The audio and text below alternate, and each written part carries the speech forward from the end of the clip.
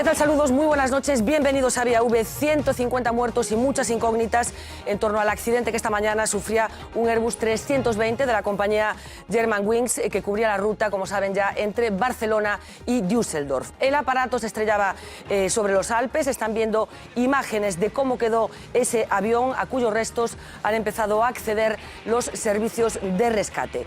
Sigue sin haber listado oficial de pasajeros y sigue habiendo muchas preguntas para explicar por qué el aparato descendió de 9.000 metros a 1.500 en apenas 8 minutos y sin establecer ningún tipo de comunicación con la torre de control. Esta noche vamos a hablar con expertos en seguridad aérea, con pilotos, con controladores, también con un alpinista que nos va a contar cuáles son las condiciones climatológicas en la zona del accidente, y vamos a escuchar una primera aproximación de precisamente una controladora. Es Susana Romero y es la portavoz del sindicato aquí en Galicia. Ou foi algo de moitísima carga de traballo, algo imprevisto que o piloto non tivo nin tempo de pedir axuda, ou ben o tentou, fallaron os sistemas de comunicación. Todo iso non o poderemos saber hasta que se recuperen as caixas negras, se faga un estudo pormenorizado delas. Se non hai ninguna comunicación do piloto e se ve que a aeronave se desvía da ruta ou perde altitude, é algo que temos que facer. Primeiro, seguramente, o que fixo foi chamar a aeronave en repetidas ocasións e ao non ter resposta e cando activou o servizo de salvamento, que ha de ser dunha maneira semellante como facemos nós, non? Que sae en situación de peligro inminente como estaba esta aeronave, avisar os servicios de rescate. Bueno, como decíamos, 150 personas viajaban a bordo de la aeronave. Decíamos también que no hay listado oficial porque la compañía todavía no la ha comunicado. Los gobiernos no tienen competencias para hacer público ese listado, pero algunos detalles sí vamos sabiendo de las víctimas. Vania Caregato, buenas noches. Sí, Fernanda, que por lo menos 42 eran españoles y entre las víctimas están, por ejemplo, 2 bebés, 16 estudiantes de intercambios y un vecino de A Coruña. Él vivía aquí en A Coruña con su mujer embarazada y sus 3 hijos. Nosotros hoy nos hemos querido acercar a donde vivía este vecino de A Coruña para saber cómo habían llevado la noticia. Y esto nos contaban los vecinos. Me lo contaron, cuando me lo contaron me quedé, empecé a temblar un poco. Una persona que conoce, si se pierde así, pues afecta. Sí, vivía en esta casa, nesa casa, sí.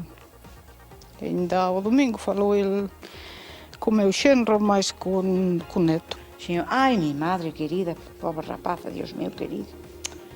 Bueno, cousiñas que pasan, miña filla.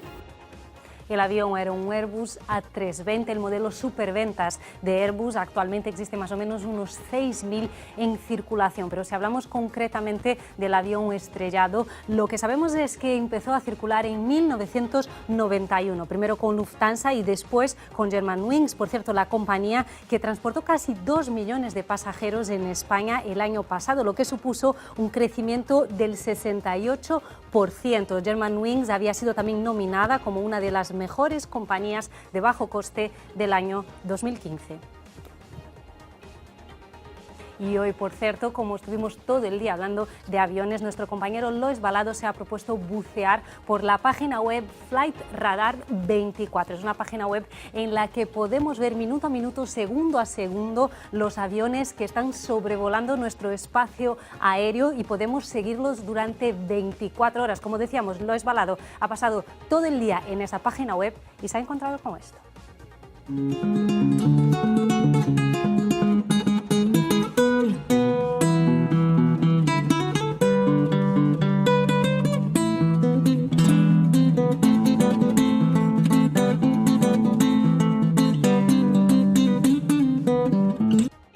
Así es un día en nuestro espacio aéreo, pero mientras tanto en Twitter había todo un debate paralelo, muchas críticas a las declaraciones de Mariano Rajoy por cortas y por falta de información, pero críticas también a las declaraciones de Santa María, que habla de 45 apellidos españoles. Nuestro compañero Pablo Carballo luego nos va a contar con detalle qué pasó hoy en Twitter, pero ahí va un pequeño adelanto. ¿Pero qué dato es ese? Yo conozco cientos de españoles con apellidos extranjeros y viceversa. ¿Me pueden definir apellido español? Es para unos amigos que se llaman Terch y Fitzjames Stewart. Hacer una estimación del número de españoles en el accidente por los apellidos es racista y etnicista. Os la cogéis con papel de fumar. Después del éxito de la comedia 8 apellidos vascos, llega el drama 45 apellidos españoles. Quien no se distrae es porque no quiere.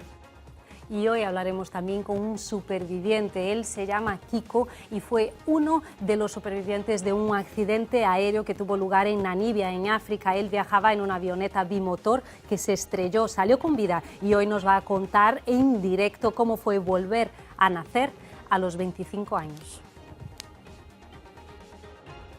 Un día en el que dedicaremos la práctica totalidad del programa para hablar de ese trágico accidente que, como decíamos, dejó 150 muertos. C'est une tragédie. Estamos ante una noticia dramática y triste con muchas pérdidas de vidas humanas. No hay palabras suficientes para aliviar el dolor de las familias de las víctimas. Quiero acompañarles con todo mi afecto y todo mi cariño.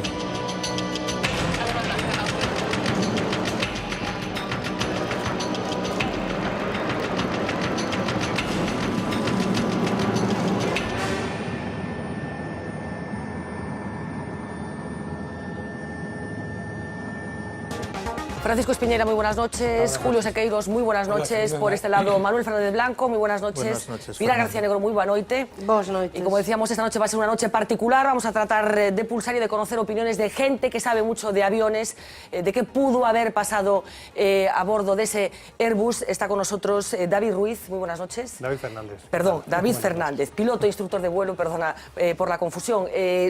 Ya sé que no se puede decir nada mientras no sepamos exactamente qué aconteció, pero la primera pregunta que te quiero hacer, ¿qué es lo que más te sorprende del accidente que tenía lugar esta mañana? Bueno, pues inicialmente lo que sorprende es un poco que haya sido en ruta.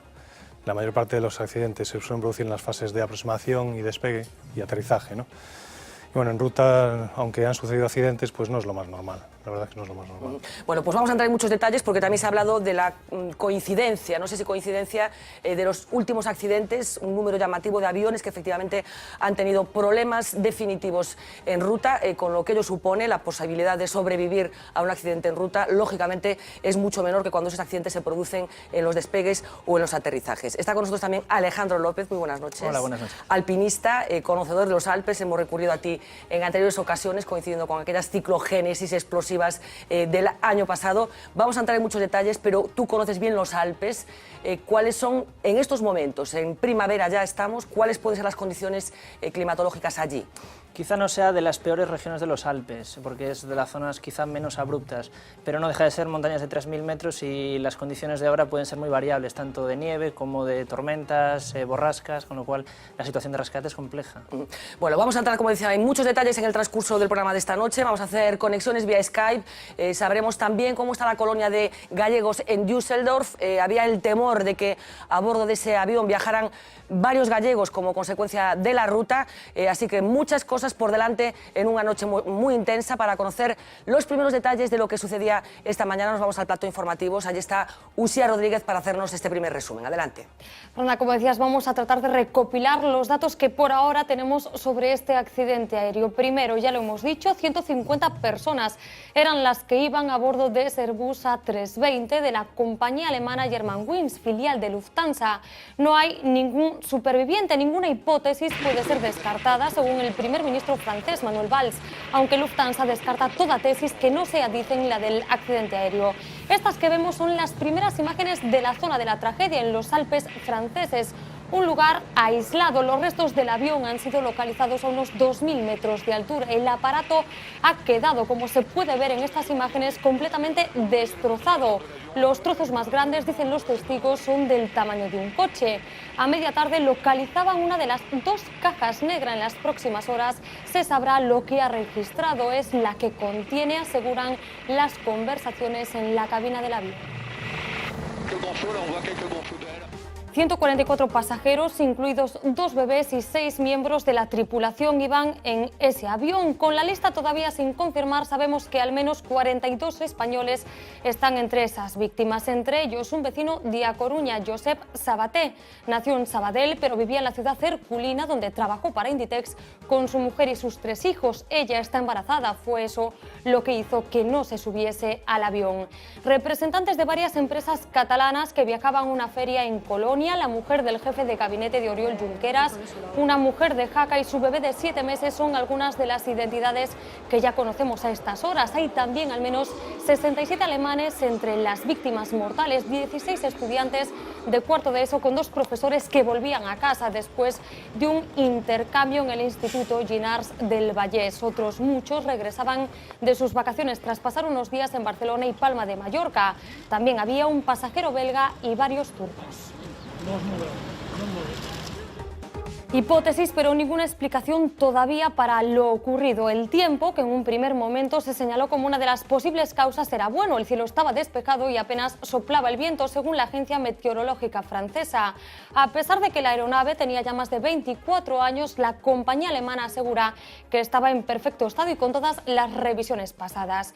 El vuelo, el 419525, había despegado a las 10:01 de la mañana del aeropuerto de Barcelona. Con 25 minutos de retraso, no se sabe todavía por qué. Tenía previsto llegar a la ciudad alemana de Düsseldorf a las 12 del mediodía. Voló 17 minutos por espacio aéreo español y a las 10:47 la torre de control de Alta Provenza emitió una llamada de emergencia. El avión comenzó entonces a perder la altura y desapareció de los radares a las 10:53 minutos. El aparato estuvo 8 minutos en caída libre, tiempo en el que pasó de 11.000 metros a 1.800. A esa altura estaba cuando se perdió el contacto con la cabina. Segundos después se produjo el impacto. A pesar de que en un primer momento se dijo lo contrario, la tripulación del avión no pidió ayuda antes de sufrir este accidente. El piloto tenía más de 10 años de experiencia y más de 6.000 horas de vuelo. La aeronave se ha estrellado en una de las zonas más remotas de Francia, en el corazón de los llamados Alpes de Alta Provenza, también conocidos como Prealpes del Sur, en la región de Barcelonet. Habría chocado contra el macizo del Strop, de 2.981 metros. 300 bomberos, 300 militares, 10 helicópteros y 10 aviones conforman el equipo de rescate en la zona. Al lugar no se puede acceder por carretera. Tardarán todavía, dicen, varios días en recuperar todos los cuerpos. El tiempo ya ha comenzado a empeorar y las tareas se han suspendido al caer la noche, aunque 6 gendarmes la pasarán cerca de los restos del avión. Y este es el antes y el después de la zona del accidente. Imágenes distribuidas esta misma tarde por las autoridades francesas. En la de la izquierda se puede ver a la perfección las consecuencias del impacto. Pues esta es, Fernanda, nuestra primera aproximación a la tragedia. Bueno, pues como decíamos, efectivamente, primera aproximación a la tragedia. David Fernández, decías que lo que más te sorprende es que el accidente se haya producido en ruta, porque en ruta es el momento más seguro de una travesía de un avión. Vamos a ver, en un avión todos los momentos son seguros. El vuelo se desarrolla siempre con una total seguridad. Y lo que sí que hay unas fases que podemos llamarlas críticas, que no peligrosas, que suelen ser el despegue, la aproximación y el aterrizaje. Y me refiero a críticas porque la estadística dice que la mayor parte de los incidentes o accidentes suelen proceder en esas fases, ¿no? Entonces, solo por estadísticas, y en la fase de crucero pues es la fase un poquito más extraña para que se produzca una situación así, ¿no? Pero sí que quiero hacer hincapié en que todas las fases del vuelo son seguras. Este es un mensaje que vamos a insistir mucho en el transcurso de la noche. Nos impacta mucho un accidente de esta naturaleza, a pesar de lo cual el avión sigue siendo el método de transporte más seguro que existe en estos momentos. Comentabas tu extrañeza por el hecho de que se produjera en ruta, pero es cierto que se está manejando una estadística en estas horas que tiene que ver con el hecho que de los últimos 21 accidentes de aviones, 14 han tenido lugar durante el vuelo. ¿Te sorprende esta cifra? Sí, o sea, es sorprendente porque en general, en toda la historia que llevamos de la aviación, la mayor parte de los accidentes e incidentes se producen, como te decía, en aproximación y en despegue, ¿no? Pero sí, en este sentido sí que es sorprendente. ¿Alguna teoría de qué pueda estar pasando? No, la verdad es que, por ejemplo, en este accidente que ha habido hoy, es muy pronto para tener teorías, ¿no? Y en los accidentes que han sucedido antes sí que ya hay estudios que ya indican un poco las causas de cada accidente en concreto. Ha podido ser algún accidente por colisión en un vuelo, el lago Constanza, por ejemplo, o el de las líneas Esgol en Brasil, o algún accidente que se ha producido también por problemas en los sistemas, condiciones meteorológicas, ¿no? Pero cada accidente es un mundo, se tiene que analizar por separado y es independiente. En el caso de hoy es muy pronto para hacer especulaciones con lo que ha podido pasar. Se insiste siempre que cuando se produce un accidente como el de hoy, tienen que producirse varios fallos a la vez, una concatenación de errores que precipitan al avión hacia el suelo, digamos. ¿Es así? Sí, sí. ¿Hay suficiente seguridad como para que, en el caso de que falle una cosa, no sea definitiva? Efectivamente, cualquier accidente, sea en cruceros, sea en aproximación, en despegue, siempre se produce por una cadena de factores y esa cadena de factores tiene que estar totalmente alineada. Hay un montón de filtros para evitar que cualquier problema en vuelo, cualquier circunstancia nos pueda llevar a un accidente. Son muchas los filtros que tenemos, desde el entrenamiento de la tripulación, el fabricante, el control aéreo, procedimientos de seguridad. Los filtros son muchísimos y el entrenamiento es muy grande para evitar que esto sea así, ¿no? Un dato que nos llama la atención para los que no tenemos ni idea de lo que estamos hablando en relación con el funcionamiento de un avión, la aeronave volaba 11.000 metros, en 8 minutos descendió hasta 1.800. ¿Qué puede estar pasando dentro de la cabina del avión para que esto se produzca y para que además no se produzca comunicación con tierra? Bueno, como te decía, es muy pronto para saber lo que estaba pasando ahí, ¿no? En un descenso de emergencia se puede hacer incluso en menos tiempo de 8 minutos. Ahora, saber lo que pasaba en ese avión ahora mismo sería especular. Pueden ser problemas de comunicación que no pudiesen comunicarse con tierra en ese momento por los problemas técnicos que pudiese tener la aeronave. Puede haber incluso incapacitación de la tripulación, pero no se puede saber con exactitud, es imposible ahora mismo. 6.000 horas de vuelo tenía el piloto. ¿Son muchas, son pocas, son las normales? Sí, son normales, en función de la edad que tuviese la tripulación. Hay que pensar que también son 2 pilotos, es un comandante y un copiloto, un segundo piloto, y estoy seguro que los dos tenían experiencia más que suficiente como para estar en ese puesto de... Bueno, vamos a seguir hablando, pero vamos a conocer un poco mejor ese avión, un avión muy habitual, muy utilizado, muy probado, con una tecnología que no representa problemas. Así que Marina Cabregatos nos va a ayudar a hacer ese viaje en el interior de ese Airbus 320. Marina, cuéntanos. El Airbus Fernanda A320 es un avión comercial con una capacidad máxima para 180 pasajeros y un pasillo. La primera versión del Airbus se lanzó en 1984 y su primer vuelo oficial fue en febrero del 87. Y desde entonces la marca ya ha fabricado más de 6.000 aviones de esta familia y hay otros 5.000 en cartera. Ella fue muy importante para este sector porque fue la primera aeronave de pasajeros en incluir un sistema de operación digital. Él surgió como respuesta al Boeing 737 y actualmente tiene más mercado que su competencia directa. Y es que este Airbus es la aeronave más vendida y más popular del momento. Es utilizado de forma masiva tanto por compañías aéreas como normales, convencionales, como por las low cost para vuelos siempre de corto y medio radio. Su autonomía de vuelo sin repostar son los 5.900 kilómetros y su velocidad de crucero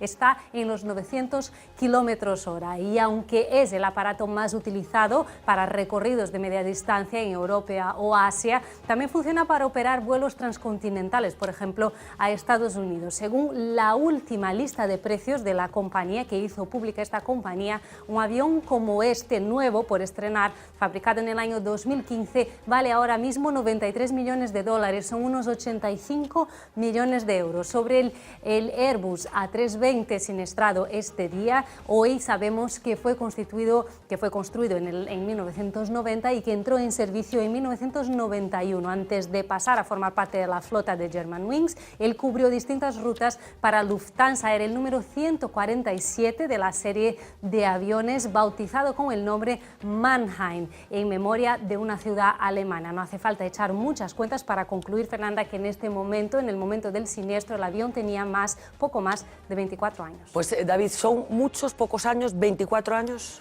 Bueno, pues la verdad es que quizás sea lo de menos, ¿no?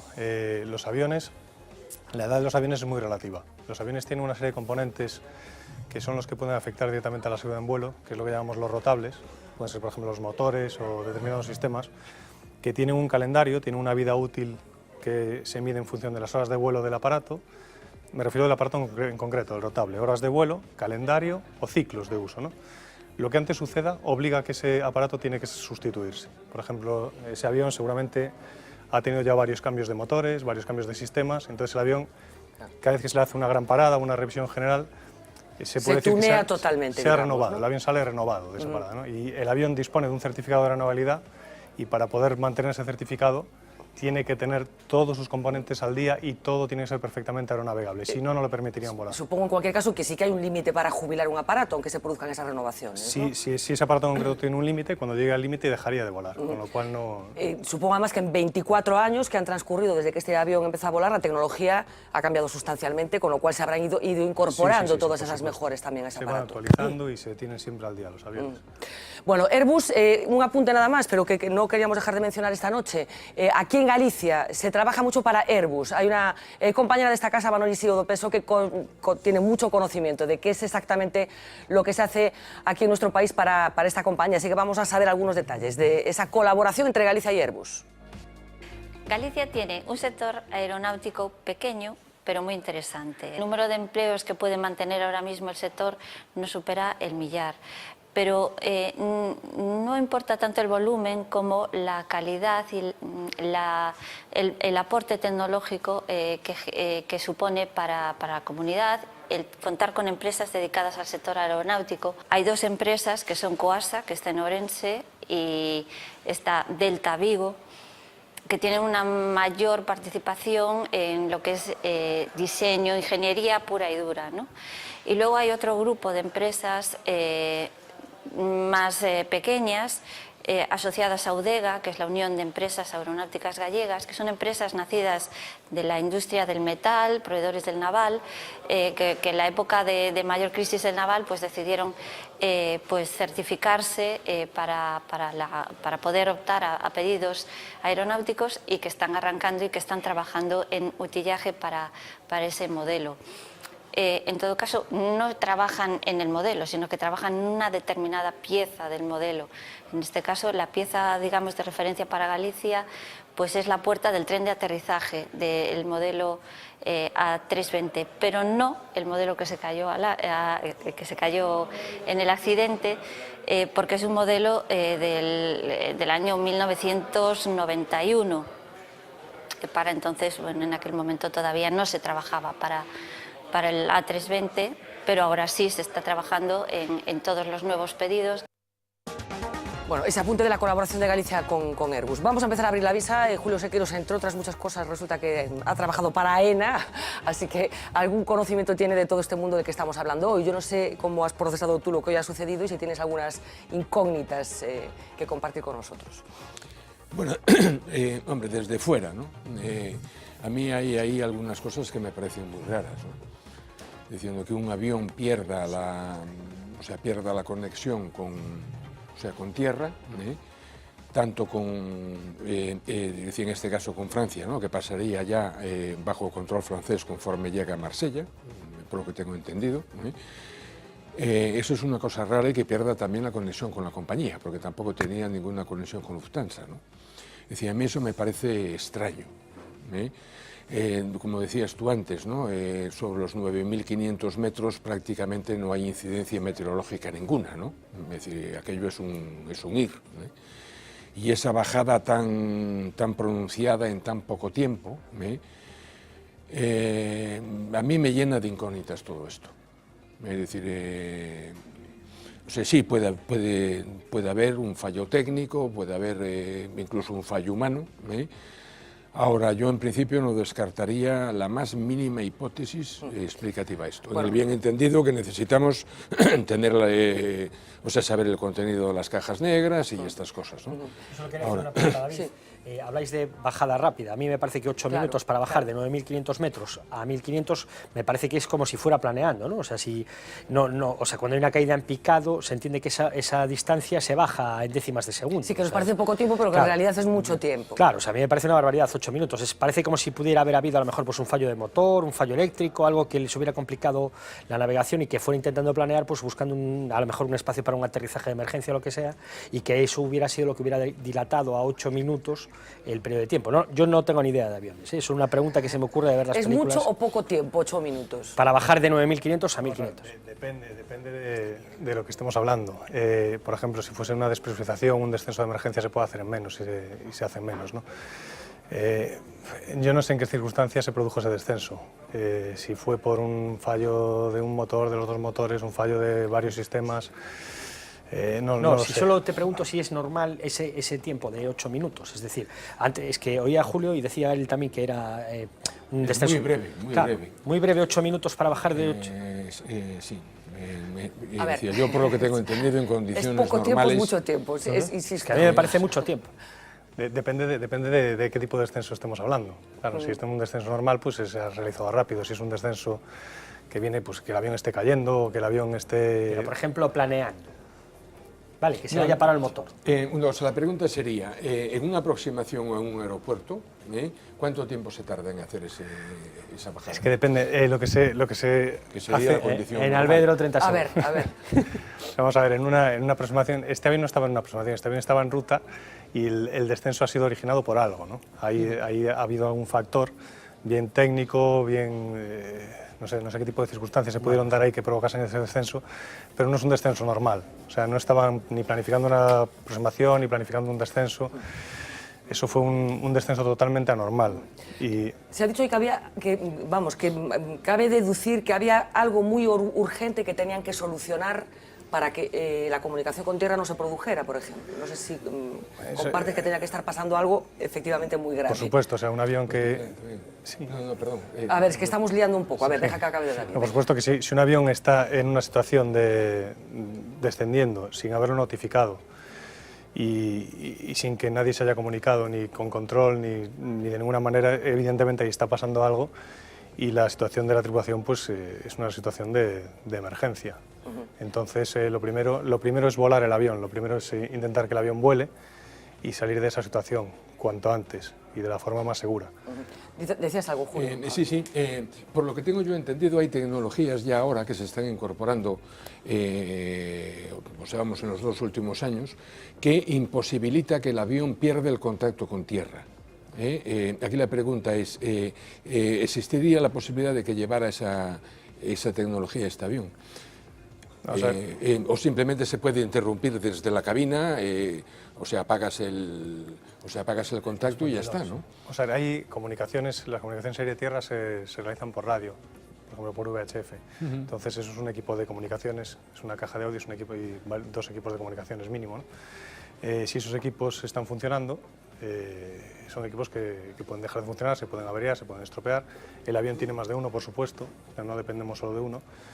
Y luego incluso los aviones modernos pues llevan un sistema que el propio avión se conecta con tierra, con la compañía, incluso con el fabricante del avión. Independientemente de la voluntad del piloto. Sí. Envía datos al fabricante, datos a la compañía, al operador. Entonces, eso lo que pasa es que con el tiempo se sabrán exactamente qué datos envió el avión, qué datos tienen, con qué información cuentan. Y luego ya la comunicación que es aire-tierra, tierra-aire, que es entre los pilotos y bien la compañía de operaciones o bien el control aéreo. Ahí si no se produce la comunicación pues puede ser por fallos de algún sistema de comunicaciones o de los dos o porque ellos estaban en ese momento pues dedicados a volar el avión. O sea, lo primero siempre los pilotos lo tenemos clarísimo, lo primero es siempre volar el avión. O sea, si no somos capaces de mantener el vuelo del avión en ese momento, no tiene sentido hacer otra cosa. Lo primero es volar el avión, esa es la prioridad que tienen los dos. Y los dos pilotos tienen las tareas perfectamente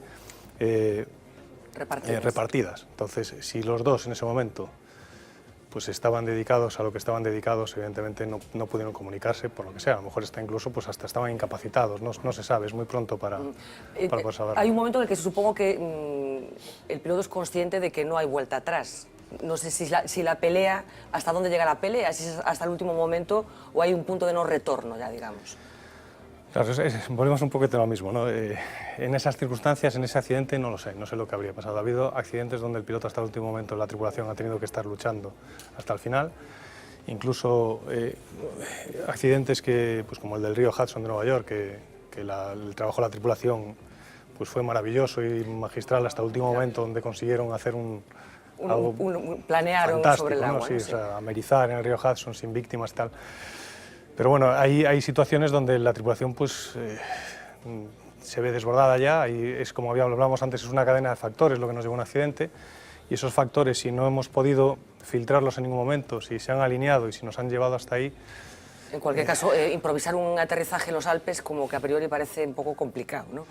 Claro, y a lo mejor estamos hablando de una situación que no conocemos y a lo mejor ni siquiera han tenido la opción de planificar un aterrizaje. Claro. A lo mejor ha sido algo que no pudieron hacer nada. Claro. Es que entre las cosas que se han dicho en las últimas horas es que algún testigo, no es una zona especialmente poblada, pero sí que hay personas que vieron lo que estaba pasando con el avión, algún testigo señaló que parece que en algún momento intentó hacer alguna maniobra extraña, que incluso recuperaba vuelo y que en algún momento parece que trataba de planear. Bueno, en cualquier caso, vamos a seguir hablando de este asunto, pero vamos a conocer también reacciones, os escucho enseguida, porque es un accidente que compete de una forma directa a 3 países. De España salió el avión, pasaba por Francia en el momento del accidente y se dirigía, como ya sabemos, a Alemania. Hay también muchos turcos entre los fallecidos, así que vamos a conocer un poco las reacciones, porque también ha habido ocasión aquí de cuestionar algunas de las mismas, las que competen exactamente al presidente del Gobierno de España. Nos va a hacer ese repaso Lucía Rodríguez. Venga. Fernanda, como decías, un accidente que sacude a 3 países, España, Francia y Alemania. Gabinetes de crisis en los gobiernos de todos ellos. Mañana François Hollande, Angela Merkel y Mariano Rajoy se reunirán en los Alpes franceses. En el lugar de la tragedia, hoy los 3 mandatarios han comparecido, aunque eso sí, a diferentes horas y con distintas actitudes. Vamos a verlos. El primero en hacerlo fue Hollande, que ya dio datos nada más conocerse la tragedia. Un Rajoy titubeando lo hacía después. Merkel fue la primera en anunciar su viaje. Estas son sus 3 reacciones. 148 personnes à bord.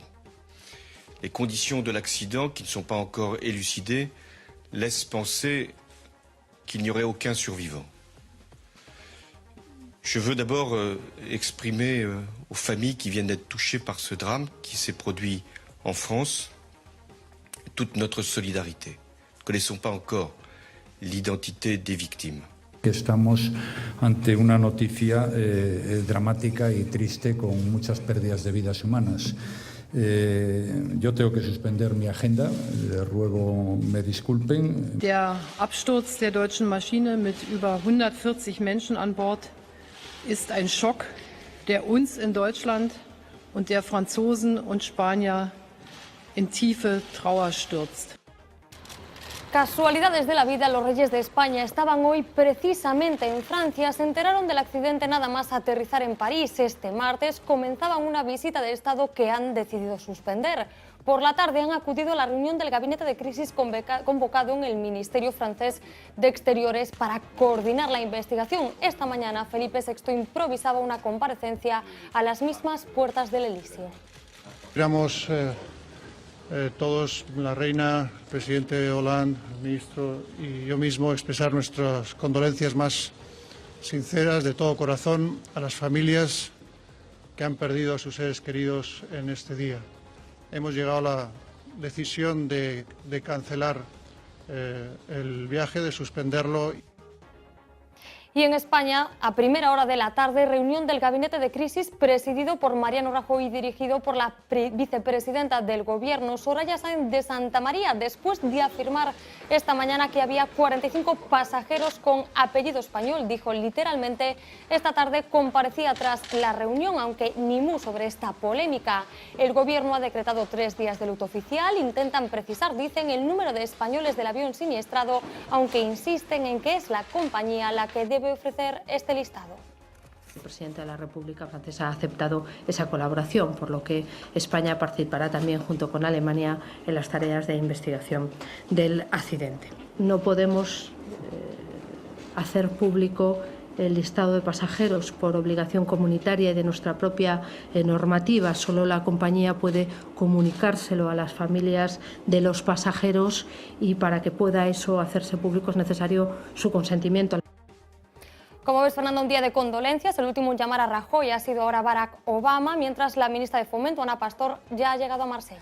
Bueno, pues gracias, Susia. Hablabas de Barack Obama, así que desde Arteixo, desde Galicia, nos vamos precisamente a Nueva York. Allí está nuestro próximo interlocutor, Ariel Sorón. Muy buenas noches. Hola, muy buenas. Bueno, portavoz del SEPLA y experto en seguridad aérea. La primera pregunta que le quiero hacer es ¿qué es lo que más le sorprende del accidente de hoy?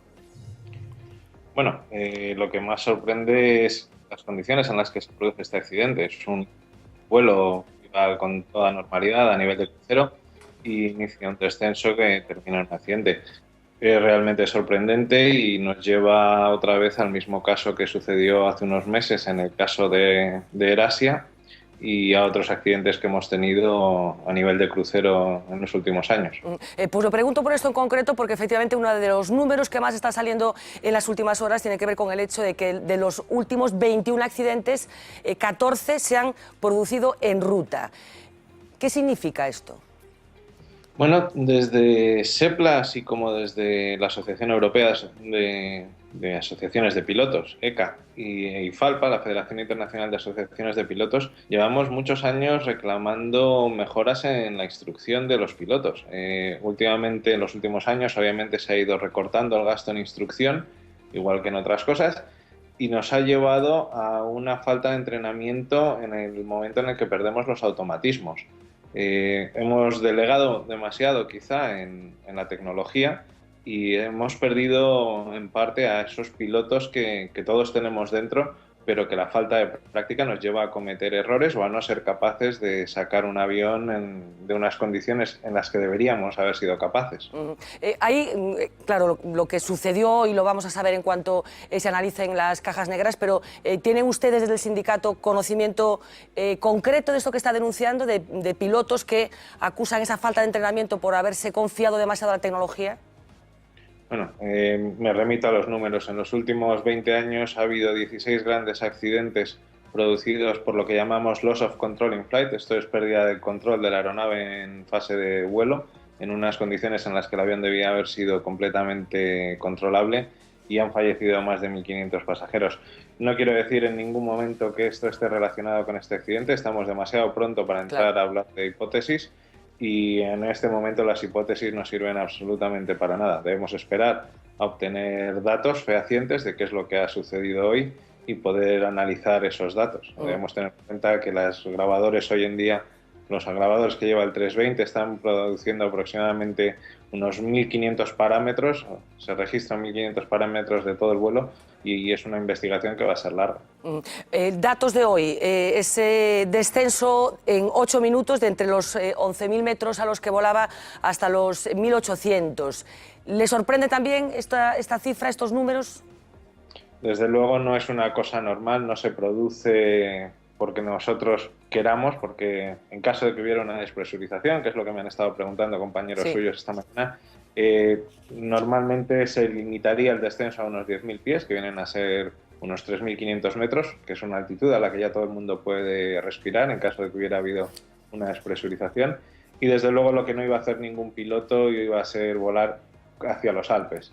En un caso como este, por lo que he podido ver de trazas de radar, el inicio del descenso comienza justo en la costa marsellesa y en ese momento cualquier piloto habría hecho un viraje para poder descender sobre el mar, no irse hacia las montañas. ¿Por qué esa no es la ruta natural de ese vuelo? ¿No tendría por qué haberse metido hacia los Alpes? No, bueno, la ruta normal para ir hacia Düsseldorf sí suele llevar a un punto que ya es equidistante básicamente entre Marsella y Niza. Se procede hacia el oeste de Ginebra, entre Lyon y Ginebra, y ya por derecho prácticamente hacia Düsseldorf. En un caso de emergencia, lo normal habría sido quedarse cerquita de Marsella o de Niza para poder aterrizar sin ningún problema. Más asuntos que tienen que ver con el accidente de hoy. No sé, faltan las cajas negras, pero ¿qué puede suceder en una cabina de un avión para que un piloto o un piloto y un copiloto tomen esta decisión de ir hacia los Alpes cuando puedan empezar a haber problemas en la cabina, en el mando del avión? Desde luego, si los pilotos estaban conscientes, ningún piloto habría ido hacia las montañas. Pues podría haber sido, si hubiesen tenido una despresurización, que sería entrar otra vez en hipótesis, muy posiblemente no habrían tenido tiempo de ponerse las máscaras de oxígeno y sin oxígeno pues pierden la conciencia en apenas 10-15 segundos. Es una pregunta complicada la que no quiero decir, pero se la quiero hacer. ¿Qué pueden pasar durante esos 8 minutos en los que el avión empieza a caer y finalmente se estrella contra el suelo? Pues todo depende de las condiciones en las que esté la tripulación y el pasaje. O sea, si son conscientes y deduzco que va por ahí su pregunta, los pilotos estarían intentando solucionar el problema hasta el último instante. No me cabe la más mínima duda. Habla de recortes, de esa falta de horas de vuelo, de esa confianza excesiva en la tecnología. ¿En qué más está afectando a su trabajo estos recortes? Bueno, los recortes implican también mayores horas de vuelo, mayor carga de trabajo para las tripulaciones, menos tiempo para hacer las comprobaciones previas. Es una serie de cosas que llevamos denunciando años y que, bueno, nunca pasa nada hasta que pasa. Y bueno, confiemos en que no tenga nada, no haya ninguna relación entre estas cosas y lo que ha sucedido. Y lo que ha sucedido hoy. En cualquier caso, estamos hablando de una compañía low cost. Es cierto que aviones no low cost también han tenido accidentes, pero ¿alguna reflexión sobre la proliferación de compañías de bajo coste? Pues básicamente que las compañías low cost son igual de seguras que el resto de las compañías, mientras se mantenga un certificado del operador que lo da el Estado, en este caso Alemania, se está cumpliendo con la normativa vigente tanto en ese país como en la Unión Europea. Por lo tanto, estas compañías, pese a que son low cost, mantienen unos mínimos estándares de seguridad, tanto las que son europeas como las que operan en Europa. Hay compañías low cost de fuera de Europa que están operando en Europa y han de cumplir esos requisitos mínimos de seguridad y, bueno, normalmente se recorta en otras partes. Con respecto a las horas de vuelo del piloto, que yo no sé si es relevante en este momento ponerlas encima de la mesa, se ha hablado de que era bueno, pues un piloto experimentado con 6.000 horas de vuelo. Contextualícenos esas horas, ¿son muchas, son pocas, son las normales? Bien, los datos que hay son respecto al comandante. El comandante tenía 6.000 horas de vuelo, que obviamente es suficiente, si no, no estaría cumpliendo esa función en esa compañía. No tenemos información, o al menos yo no soy consciente de tener información respecto a la experiencia del copiloto, pero obviamente si estaba ejerciendo sus funciones en esa cabina es que estaba perfectamente habilitado y certificado tanto por la autoridad como por la compañía. El número de horas de vuelo, bueno, todo depende. Le puedo dar, por ejemplo, en mi compañía, en Iberia, Líneas Aéreas de España, el copiloto con menos experiencia en esta compañía debe rondar las 9.000 horas de vuelo.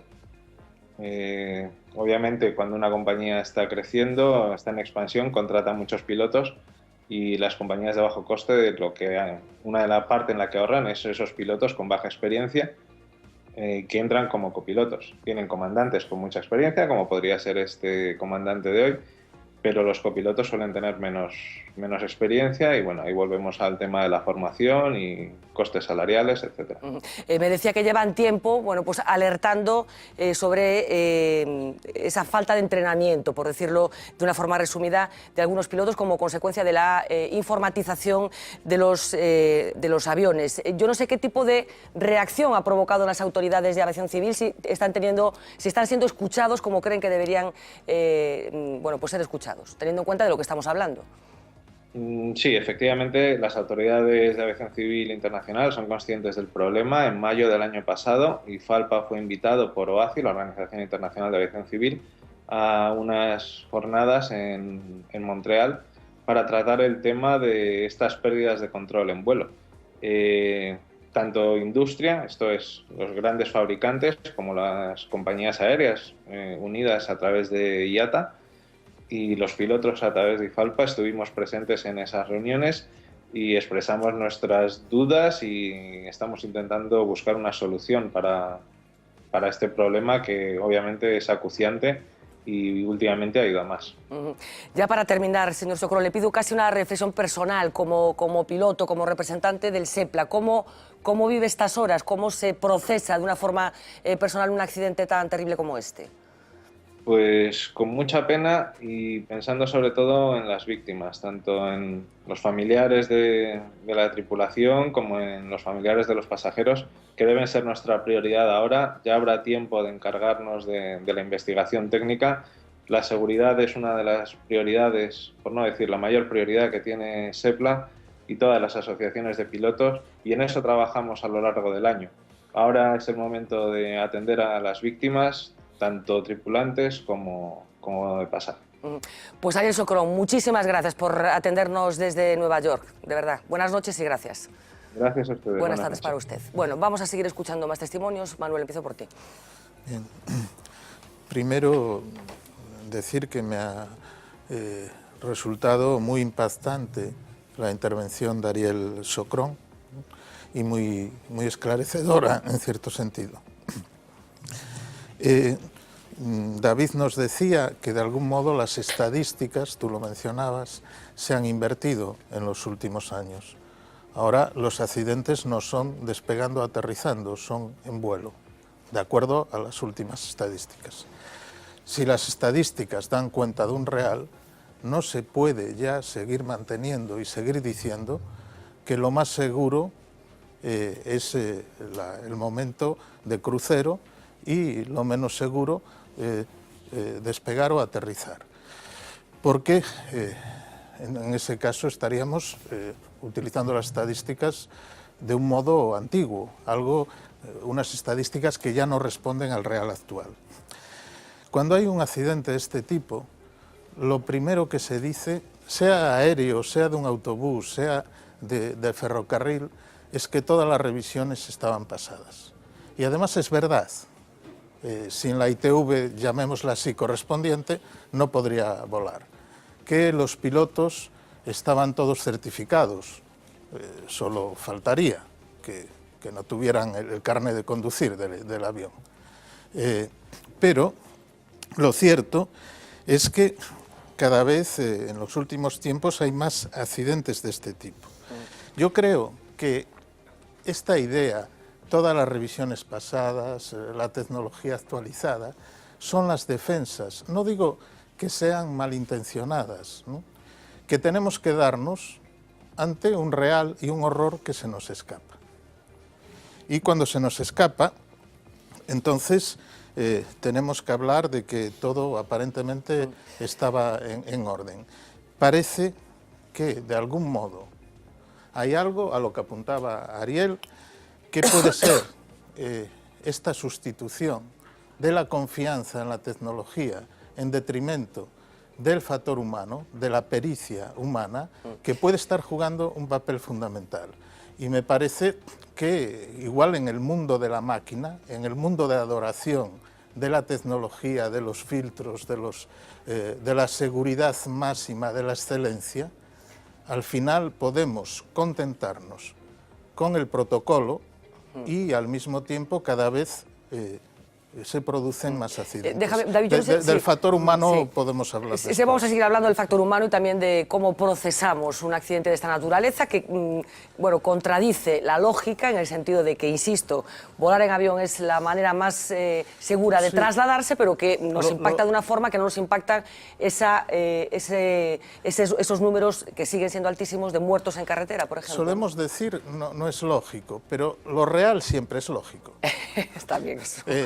Es decir, porque es que lo de volar no es nada lógico. No, lo real de que ahora los accidentes son en vuelo tiene que tener una lógica, sea por recortes, sea por la experiencia, sea por lo que sea. Y no se puede retroceder ante ese real volviendo a dormirnos en el sueño de que todos los protocolos, todas se cumplen. Yo, David, no sé si compartes la tesis que nos acaba de compartir con nosotros Ariel Socrón, en el sentido de que hay una excesiva confianza en la técnica y que eso ha provocado que el entrenamiento, digamos, de los pilotos, bueno, pues se haya relajado, digamos. Vamos a ver, aquí hay, por partes por un lado, hay que decir que hay una cultura en la seguridad en la industria aeronáutica que es muy importante, como decía también mi colega de SEPLA, aparte de sindicatos, el colegio de pilotos, asociaciones y demás, hacen mucho hincapié y hacen un gran trabajo en aras de la seguridad.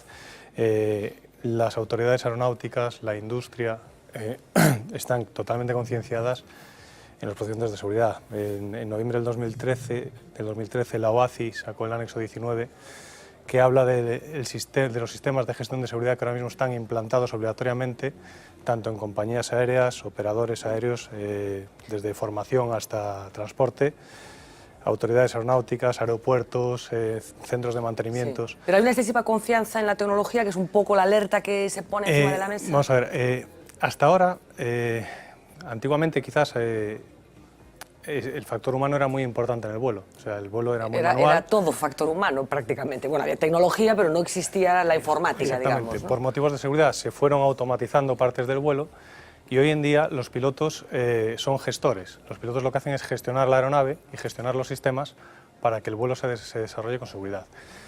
Sí que es cierto que, bueno, que los aviones modernos prácticamente ya no se pilotan, se gestionan. Y sí que se han producido accidentes donde el piloto se ha visto quizás un poco desbordado a la hora de tener que volar un avión en una situación determinada. Por otro lado, hay que decir también que la seguridad ha mejorado mucho. O sea, estos sistemas de los que hablamos también han evitado muchos accidentes y han hecho que la seguridad mejore.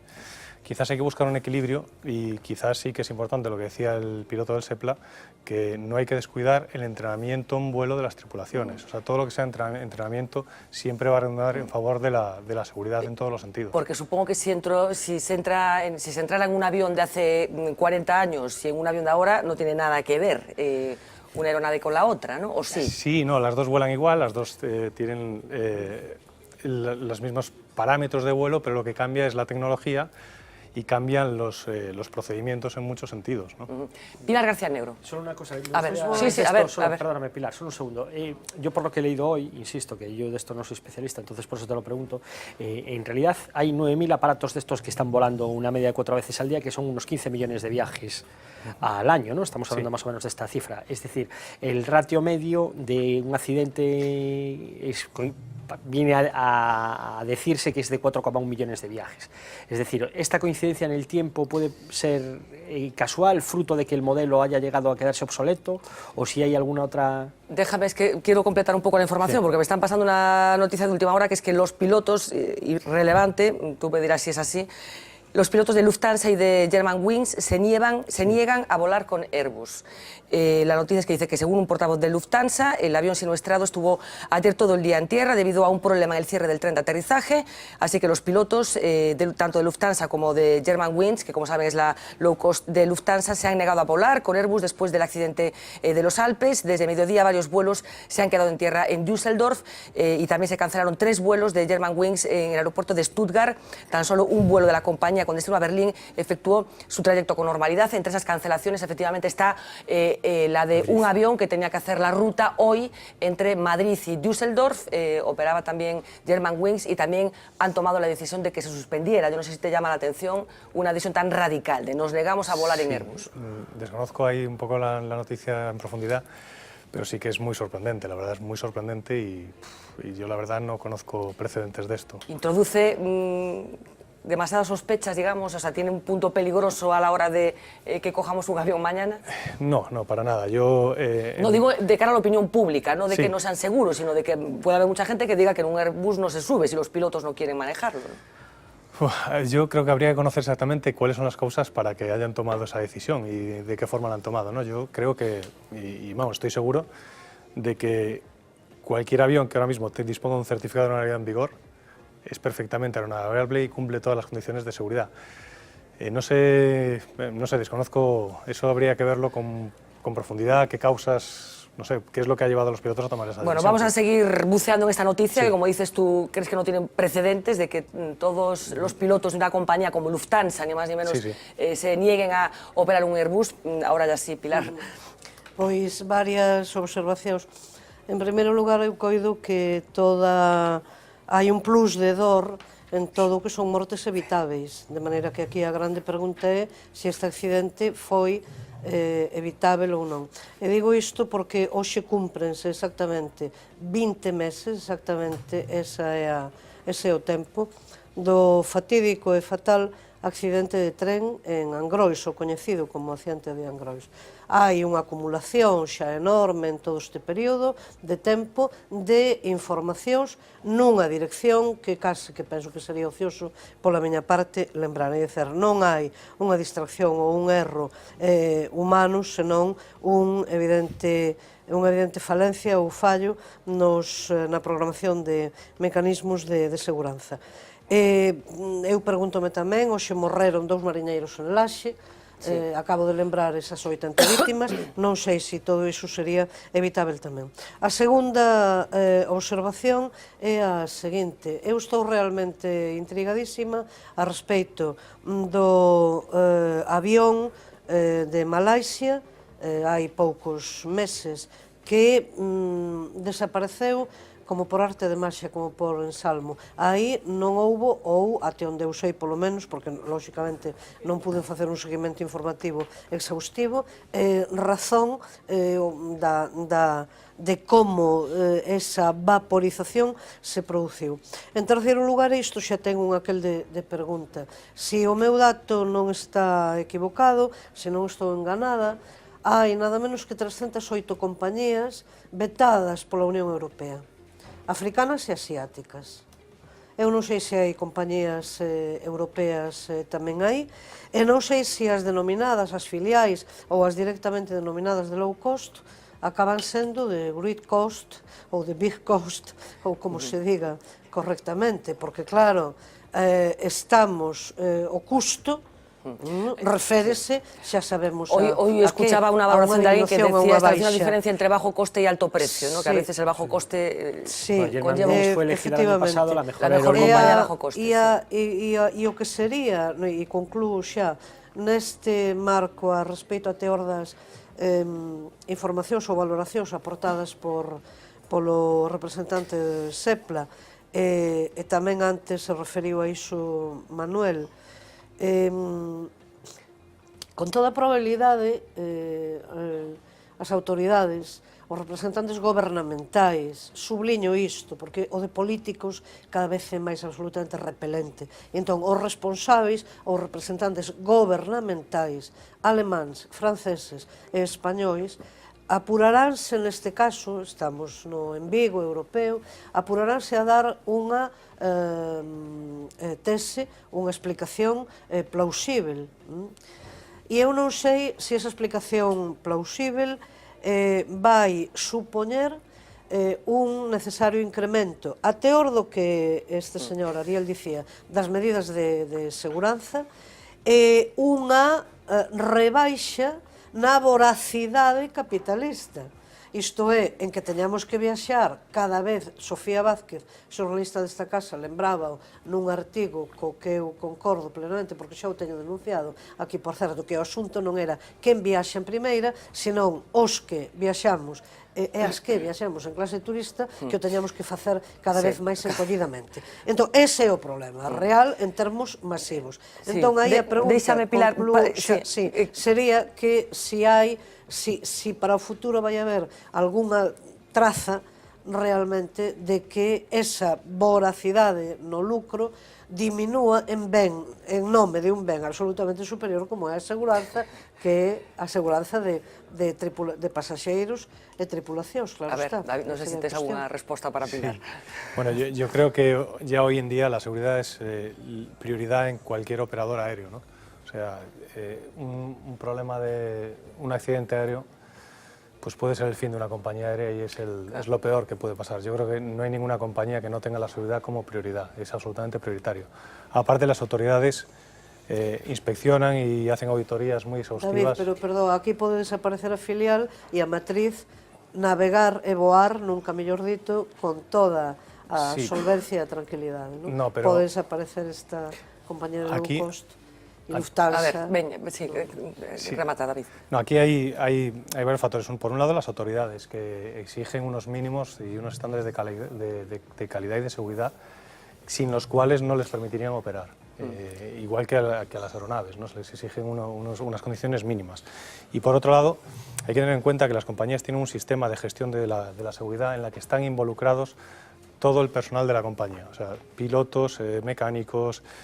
Todo el personal de una compañía está involucrado directamente en esa gestión de la seguridad y es algo ya que es una cultura que está, de la que están impregnadas todo el personal de la línea aérea. O sea, no es solo... Déjame un momento, es que quería completar la información de antes. Por favor, déjame dar más datos, esa noticia tan llamativa que tenía que ver con el hecho de que los pilotos de Lufthansa y de Germanwings se estuvieran negando a volar. Exactamente un teletipo de la agencia EFE lo que dice es que la compañía Germanwings ha tenido que suspender hoy 30 vuelos porque algunos auxiliares de vuelo se han negado a volar por motivos personales. Una decisión que no afectaría a los pilotos. No se han dado detalles de qué vuelo se trata y han mostrado su comprensión con la decisión del personal.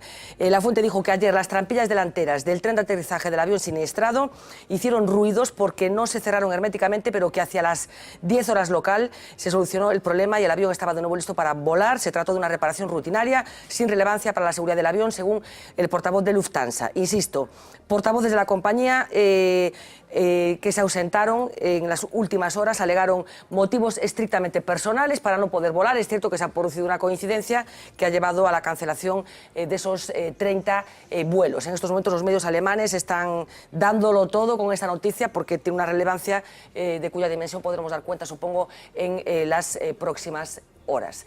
Pasó en Spanair también, cuando fue el accidente de Madrid. También los compañeros de las tripulaciones se negaron a volar un poco en solidaridad con las víctimas del accidente, ¿no? Quiero decir, o sea, no es un fenómeno aislado. E o dato é certo, David, o que dixen eu, o das 308 compañías africanas e asiáticas vetadas na Unión Europea. Sí, por supuesto. Las ¿Europeas hay alguna? Bueno, si para operar en Europa tienes que tener tu certificado de operador europeo y si tienes el certificado en vigor es porque cumples con todos los requisitos, ¿no? Y es cierto que la Unión Europea veta a las compañías extranjeras que no cumplen con los mínimos exigibles de seguridad. No es el caso, por supuesto, de una compañía de bandera europea como es Germanwings o cualquier otra compañía. Bueno, vamos a hablar un poco de las condiciones climáticas. En cuanto se supo que había habido un accidente de aviación en los Alpes, bueno, pues la primera referencia que a la gente se le vino a la cabeza, Xavi Fonseca, buenas noches, fue que quizás había algún problema meteorológico en el entorno de los Alpes. ¿Qué pasó esta mañana en los Alpes, Xavi? Pues ahora mismo, con la información que tenemos, las condiciones meteorológicas están casi descartadas como una de las causas del accidente. Es cierto que el avión, cuando sale a las 10:01 de Barcelona, se enfrenta a un sistema tormentoso con turbulencias, pero 40 minutos después, a las 10:40, en el lugar del siniestro, en el sur de los Alpes, las condiciones no podían ser mejores. El cielo estaba completamente despejado y los vientos completamente en calma, así que totalmente favorable para la aviación descartado aérea. En principio que un tropiezo meteorológico, digamos, precipitara ese accidente. En cualquier caso, estamos hablando de los Alpes, de una zona particular, ¿no, Xavi? Totalmente, porque además allí lo que suele ser muy común son las corrientes de aire ascendentes. Allí hay que decir que las montañas es un obstáculo para el aire y el aire lo que tiene que hacer es rebasarlo. ¿Y cómo lo rebasa? Pues ascendiendo. Se generan corrientes convectivas muy potentes, pero que ni siquiera se estaban produciendo durante la hora del siniestro. Así que la verdad es que los que saben un poco de meteorología están sorprendidos de las condiciones favorables, que de hecho, Fernanda, en las últimas horas ha empeorado las condiciones meteorológicas y ahora mismo están impidiendo y dificultando mucho las labores de rescate. No te vayas lejos porque me vas a contar cosas que tienen que ver con los Alpes, pero vamos a aprovechar también la presencia de nuestro compañero de mesa de esta noche. ¿Cuánto conoces los Alpes? ¿Tú cuántas veces has estado en los Alpes? Unas cuantas. La verdad es que todo montañero que se precie quiere hacer actividad en los Alpes. Es que Alejandro, claro, nos hacía reparar en un pequeño detalle que muchos de la mesa no habíamos observado, que la palabra alpinista viene precisamente de la palabra Alpes, porque el montañismo, tal y como se conoce en estos momentos, pues empezó ahí. Cuéntanos un poco cuáles son las condiciones extremas que, por ejemplo, tú has podido vivir allí en los Alpes. A ver, sí que hay que partir de un dato, es decir, los Alpes no son todos iguales, es decir, los Alpes que nos encontramos en la zona del Bernina, en la zona de Austria o en la zona del sur de Francia, como es el caso de este accidente, son muy diferentes y las condiciones son muy poco semejantes. Sí es cierto que la zona de los Alpes occidentales, en los que está incluido este macizo, que son los macizos que veíamos ahora cuando hablaba Xavier, la zona que está más cerca de Ginebra sí son zonas mucho más abruptas, con montañas de casi 5.000 metros, como es el Mont Blanc. La zona donde ha ocurrido el accidente, que son Alpes marítimos, Alpes más cerca del Mediterráneo, son zonas de prealpes, es decir, son zonas en las que las condiciones meteorológicas son mucho más suavizadas y el acceso es sencillo sin dejar de ser complicado. Vemos que sí que será necesario, sí que está siendo necesario un rescate con especialistas, pero las condiciones no son comparables a las que puede haber en una zona mucho más abrupta. Claro, estamos viendo que no hay nieve, por ejemplo, en esa zona, ¿no? Exacto, o sea, son montañas de 3.000 metros, sí que por encima de 2.000, 2.500 en esta época, empezando la primavera, sí que hay nieve húmeda, con condiciones que no son de nieve polvo, de nieve pesada, como puede ser en el mes de enero o en el mes de diciembre, pero por debajo de los 2.000 metros, salvo que haya algún temporal, como puede ocurrir, como está ocurriendo en España estos días, sí puede haber nieve, pero en este caso no lo está viendo. Lo que no quiere decir que no sea complicado, es decir, porque nos encontramos con nieve, pero nos encontramos con otras circunstancias geográficas. Lo abrupto del terreno, por ejemplo. Claro, nos podemos encontrar con pedreras, con zonas de barrancos, con zonas de difícil acceso, paredes, es decir, todo ello contribuye a que el rescate y las condiciones del accidente hayan sido las que hayan sido. A ver, Xavi, cuéntanos más cosas de los Alpes, porque me consta que te has estudiado esta zona, que como está tan cerquita, está aquí como en el corazón de Europa, nos parece que es como una cosa muy fácil,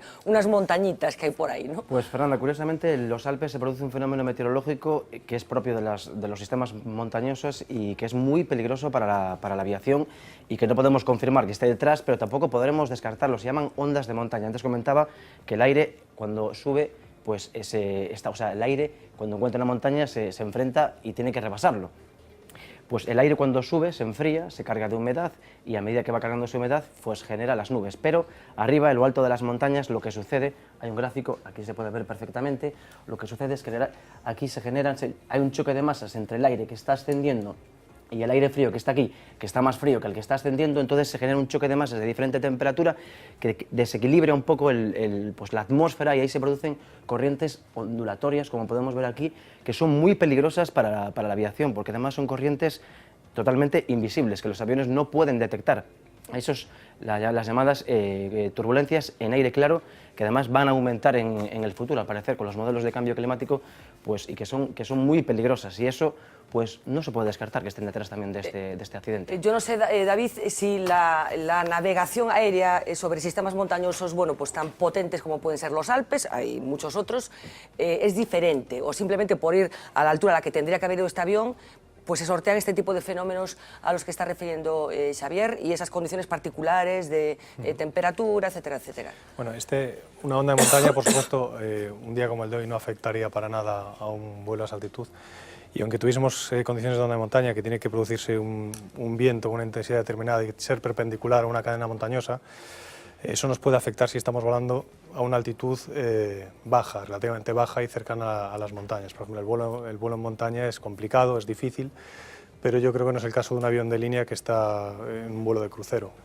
Está por encima de cualquier tipo de... O sea, se sobrevuela habitualmente los Alpes, no hay ningún problema y es la ruta natural para muchísimos circuitos. Yo no sé, Alejandro, bueno, si has pasado penurias, digamos, en los Alpes, tú sí te has enfrentado a condiciones duras como montañero. A ver, lo que decía, depende las circunstancias del momento y las circunstancias del macizo en el que te estés moviendo, pues sí que se pueden pasar momentos complicados.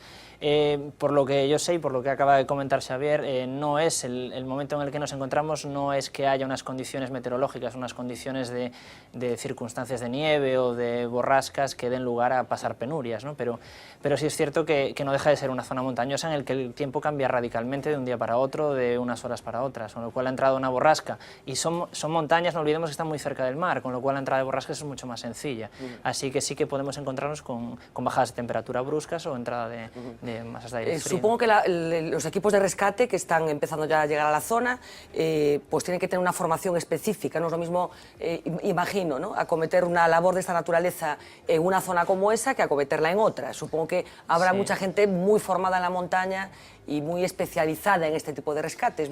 Sí, en Francia precisamente está la Gendarmerie, está en especialidad, hay un equipo especializado en rescate en montaña que son de los mejores del mundo, ¿no? Todos los países del arco alpino, que son Austria, Suiza, Italia y Francia, cuentan con equipos de rescate, al igual que en España, que la Guardia Civil, el equipo del GREIM, el Grupo de Rescate e Intervención en Montaña, es de los mejores del mundo también y colaboran estrechamente en la zona de Pirineos con la Gendarmerie y sí que están considerados como de los equipos más especializados del planeta, ¿no?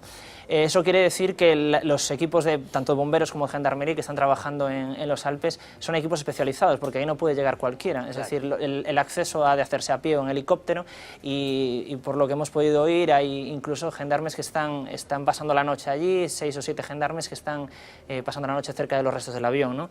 Eso supone que tengan que tener una especial preparación. Claro. Hablábamos de aviación civil, que lógicamente vuela a una altura que no le afectan, digamos, las circunstancias particulares de un sistema montañoso como el de los Alpes, pero los aviones más pequeños, avionetas, helicópteros, ¿qué problemas tiene para navegar, para volar, por ejemplo, en los Alpes, en este caso? Sí, bueno, ahí cuando estamos hablando de, por ejemplo, trabajos aéreos,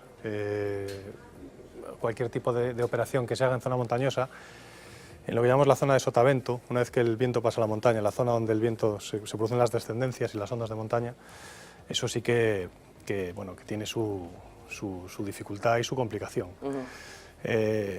Lo mejor es evitarlo, lo mejor es sobrevolar, siempre ir llevar una altitud de seguridad con respecto a la zona donde se puede producir onda de montaña, y si se dan las condiciones para que haya zona de montaña, lo mejor es no volar ahí. Como bien decían también, es que la onda de montaña no se ve, puede estar ahí y no la hemos visto. Pero bueno. supongo que para un piloto al que le guste mucho esto de volar, que supongo que seréis casi todos, esto de volar, de pilotar aviones, supongo que tiene mucho de vocación y supongo que también tiene algo de interesante, ¿no? Volar en ese tipo de escenarios, digamos, ¿no? Por supuesto, sí, es una zona bonita, pero bueno, para volar en zona montañosa hay que saber muy bien lo que se hace y bueno, estar preparado para ello. Y sobre todo si te metes en la zona de sotavento ya de una... Bueno, hablamos de un accidente en los Alpes, como ya intuimos, por desgracia, seguro, sin supervivientes. Hay otro accidente que se produjo en una zona montañosa, no tiene nada que ver con este, pero efectivamente fue un avión también que se estrelló, en este caso en los Andes. Estoy hablando de esa peripecia de esos deportistas uruguayos, creo recordar que eran, que se estrellaron en los Andes y que algunos de los cuales sobrevivieron. Los Frisbee Bays, que era la mejor generación del fútbol inglés, donde solo sobrevivió Jackie Charlton, que es una leyenda del fútbol inglés, se estrelló muy cerca de ahí también. Y justo en Francia, me estaba acordando ahora, te lo estaba apuntando aquí, que la semana pasada se estrelló un avión que venía en un carro de estos de famosos de 3 al cuarto de un programa de estos de supervivientes, una cosa de esto de aventuras, que por eso también en Francia esta semana hay también una especial psicosis con este tema, y hoy mucha gente se ha sorprendido con la rapidísima reacción de François Hollande, que ha estado imperial, pero que tiene mucho que ver también con esta pequeña psicosis que se ha establecido en Francia, ¿no? Eso fueron helicópteros, ¿no? Sé que fue un accidente de los deportistas. Yo no sé tú como montañero, Alejandro, esta peripecia dramática, pero con supervivientes, el famoso accidente de los Andes, bueno, si has visto la película, si has leído el libro, ¿cómo viviste tú, bueno, pues todo ese tránsito y esa narración que han contado los supervivientes de qué sucedió en todos aquellos días? Hombre, la verdad es que esa narración es impactante y de hecho todavía de hoy uno de los supervivientes, que es Nando Parralo, si mal no recuerdo, sigue dando charlas por el mundo adelante y es magnífico escuchar las experiencias. Claro, estamos hablando de los Andes y tuvieron que cruzar los Andes, de hecho se equivocaron y fueron hacia el lado que no tenían que ir, y cruzar los Andes a pie pues son palabras mayores, ¿no? A pesar de que no estaban en la máxima altura, pero claro... Sí, palabras mayores teniendo en cuenta además que estaban mal alimentados, exacto, que no estaban estuvieron pertrechados. tanto tiempo, exactamente, claro. Es decir, eso no quiere decir que estrellarse en los Alpes y en el caso de que hubiera supervivientes, que claro, también las condiciones son las que son y no tienen equipos para estar ahí arriba, hace frío, hipotermia, o sea, una persona en altura de noche y sin equipo adecuado puede durar 2 o 3 horas y entra en hipotermia. Decía yo que como los Alpes están aquí cerca, en el corazón de Europa, a veces tendremos a despreciar la dureza, digamos, de ese sistema. ¿Son fastidiados los Alpes en el conjunto de los sistemas montañosos importantes del planeta? Bueno, los Alpes es el origen del alpinismo, es decir, los mayores retos de la historia del alpinismo en el siglo XIX se encontraban en los Alpes, es decir, la norte del Eiger, la norte del Cervino, la primera vez que se subió el Mont Blanc, todos esos problemas alpinos están aquí, están en Francia, ¿no? Sobre todo en el macizo de Mont Blanc, el macizo de Chamonix. Con lo cual, la historia del alpinismo pasa por los Alpes y sí que existen dificultades y todavía a día de hoy. No tenemos grandes alturas, como pueden ser el Himalaya o los Andes, pero no por eso no dejan de ser complicadas determinadas rutas. ¿Cuál es la altura máxima de los Alpes? El Mont Blanc, 4.810. Sí. Bueno, vamos a continuar, vamos a hacer una pausa, tenemos todavía muchos argumentos para compartir con todos ustedes. Un repaso, por ejemplo, a la compañía del avión siniestrado hoy en los Alpes y alguna comunicación más, incluida la que vamos a mantener con el superviviente de un accidente aéreo. Supongo que tiene mucho que ver con nuestra psicología en relación con este tipo de siniestros. ¿Qué pasa en un avión cuando se viene abajo, esos minutos antes de que la tragedia se consuma? Vamos a tener la ocasión de hablar con una persona que sobrevivió a un accidente en un avión más pequeño, una avioneta, pero que vivió para contarlo. Enseguida volvemos.